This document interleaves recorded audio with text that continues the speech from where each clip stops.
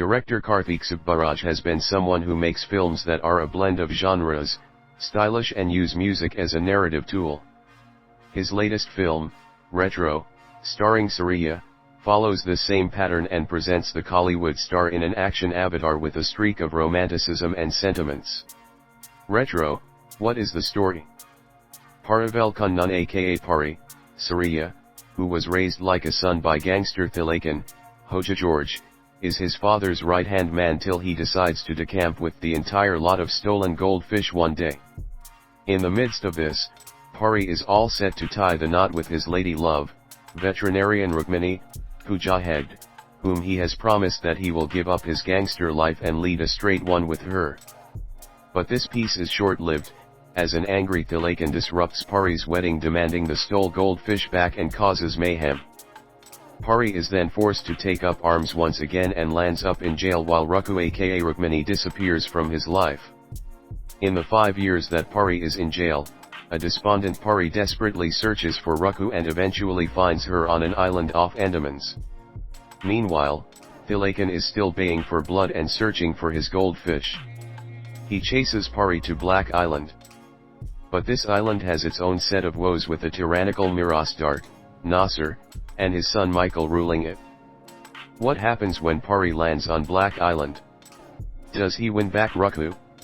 How does he deal with Thilakan and Michael who are after him? The good and the bad aspects of Retro. One of the most exciting aspects about this film was the fact that director Karthik Subbaraj and Suriya would be working together for the first time.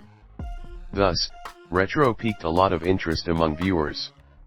As expected, Karthik Subbaraj has penned a story that showcases Suriya's strengths, action and romance, though not in equal measure.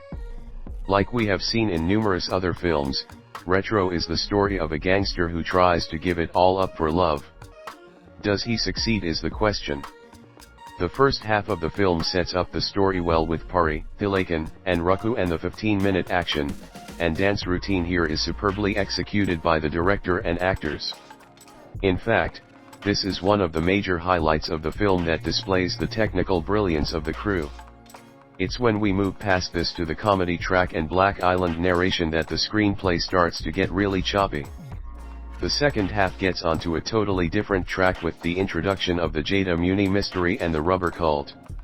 It's here that the movie falters and becomes somewhat tiresome as it doesn't seamlessly connect with the rest of the story.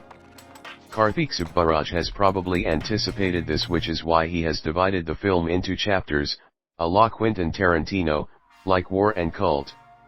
Yeah, Subbaraj inserts retro aspects into the movie, be it in the way of music, the hippie culture, use of cults, or costumes and looks, and this is a nice added touch. But eventually it's not a gripping action film, given that it has too many tracks, that one expected at the beginning. All the wins.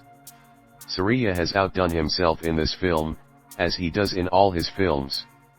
Whether it is the action or the comedy, the Kollywood star excels, and the scenes between him and Pooja are very sincere and authentic.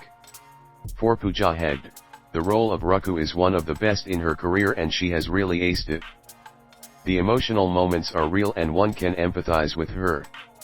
Malayalam actor Hoja George displays his talent once again in the role of Thilakan, while the actor who essays Michael has done a fine job too. Prakash Raj appears in a cameo, as does music director Santosh Narayan. Speaking about the music, Santosh Narayan has delivered a thumping BGM that elevates the film, especially the action scenes. The song Kanima is already a major earworm and whistle-inducing in theaters. Retro, on the whole, is a good effort by director Karthik Subbaraj, but the choppy screenplay, with too many tracks, prevents it from being a great one. Suriya shines in the film, as does Pooja Hegde, and this love track is what keeps us rooting for the two as well as Retro.